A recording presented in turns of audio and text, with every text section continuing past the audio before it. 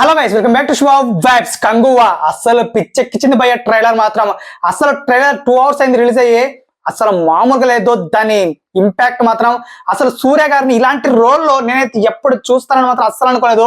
But ఇందులో twist కూడా ఒకటి ఉంది భయ్య, కిర్రాక్ ఎక్కించింది. బట్ ఆ ట్విస్ట్ గురించి లాస్ట్ లో మాడుకుందాం. అండ్ ఈ సినిమా గురించి ఎంత మాడుకున్నా తక్కువే అనిపిస్తుంది. మెయిన్ గా అబ్బబ్బా ఆ ఇయర్ ఫోన్స్ పెట్టుకొని వింటూ ఉంటే డిఎస్పి గారి మ్యూజిక్ భయ్య కిర్రాక్. అసలు నాకు తెలిసి కంబ్యాక్, మామూలు కంబ్యాక్ కాదు. సూర్య గారు అండ్ డిఎస్పి గారు ఇస్తున్నది అనిపిస్తుంది.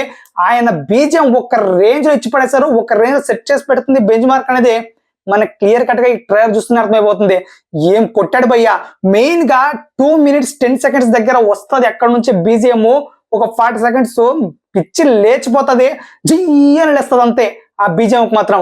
నిజంగా మన ఎట్టకేలకు మన డిఎస్పి గారు ఏదో ఒక విధంగా కంబ్యాక్ ఇచ్చేసారు భయ్య. నా దృష్టిలో మాత్రం ఈ సినిమాతో అయితే అసలు సాంగ్స్ కూడా ఒక రేంజ్ లో గుమ్మాయి.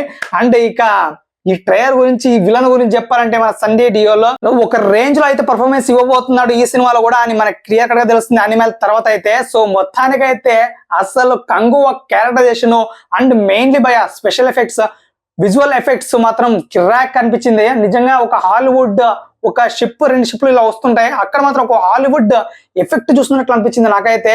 సో రియల్లీ విఎఫ్ఎక్స్ కూడా మనం మెచ్చుకోవాలి. చాలా వరకు అయితే అసలు గ్రీన్ స్క్రీన్స్ తో తీసినట్టు కూడా ఎక్కడ కూడా అనిపించకుండా ఒక హాలీవుడ్ సినిమాని చూస్తున్నట్లే అనిపించే విధంగా అయితే ఆ విజువల్ ఎఫెక్ట్స్ ని మనకి చూపించారనమాట. నిజంగా హ్యాండ్స్ ఆఫ్ చెప్పాలి అందుకు కూడా. అండ్ మెయిన్ గా సూర్య గారి స్క్రీన్ ప్రెజెన్స్ కూడా చాలా బాగా వర్కౌట్ అయింది భయ్య. ఈ స్క్రీన్ మీద అయితే మనకి ఈజీగా తెలిసిపోతుంది. ఆయన ఉన్న హైట్ కి ఈ రేంజ్ స్క్రీన్ ప్రెజెన్స్ ఇక మామూలుగా లేదనమాట.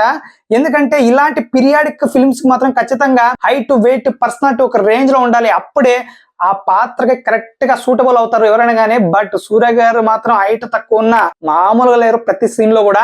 ఇవన్నీ ఒక ఎత్తు అయితే, సూర్య గారు ఒక ఎత్తు అయితే, అసలు విలన్ ఒక ఎత్తు అయితే, మెయిన్ గా లాస్ట్ లో ఒక్కరి ఎంట్రీ ఉంటుందా, అదే కార్తిక్ ఎంట్రీ అన్నమాట గుర్రం మీద.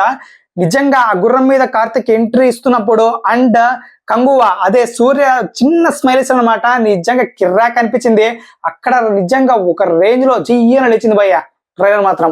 అసలు మామూలుగా లేదు. సో ఇక్కడే అర్థమైపోతుంది బాక్స్ ఆఫీస్ కుమ్ముడు పక్కా అని. సో కంగువా అయితే 10/10/2024 లో రాబోతుంది భయ్య. సో ఒక రేంజ్ లో ఉండబోతుంది సినిమా అయితే. సో చూద్దాం ఏ రేంజ్ లో రాబోతున్నారో, ఏ రేంజ్ లో కుమ్మబోతున్నారో బాక్స్ ఆఫీస్ అయితే. మీకు ఎంత అనిపించింది గైస్ ట్రైలర్ చూస్తుంటే? తప్పకుండా మన కామెంట్ లో తెలియజేయండి. Please subscribe to our vibes.